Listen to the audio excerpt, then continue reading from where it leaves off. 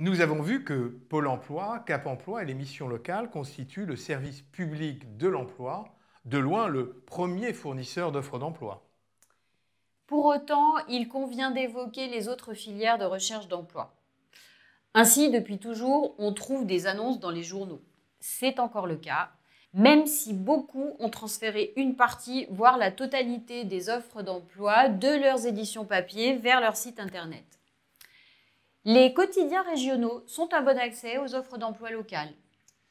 En matière de sites internet pour l'emploi, il me semble qu'il y en a beaucoup, y compris ceux de la presse. Oh oui, et même de plusieurs sortes. Il y a les sites d'organisation professionnelle, les sites dédiés aux offres d'emploi où souvent vous pouvez aussi déposer votre CV et votre candidature, et les moteurs de recherche qui permettent de lister et de trier les sites d'annonces correspondant à vos critères de recherche d'emploi. D'autres filières? Oui, bien d'autres. Je commencerai par les organisations professionnelles auxquelles on ne pense pas alors qu'elles font la promotion de leur secteur d'activité. Il y a aussi les institutions consulaires comme les chambres d'agriculture, les chambres des métiers et de l'artisanat qui affichent des offres d'emploi saisonniers ou permanents.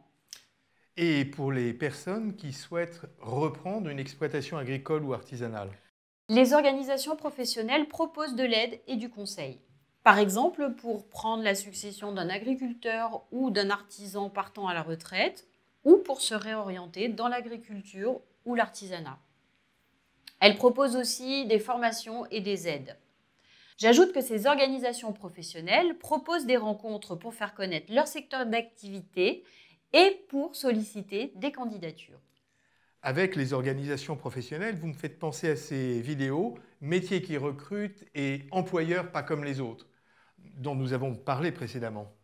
En effet, n'oublions pas les ESAT, les SIAE, les GEIQ et autres régies de quartier.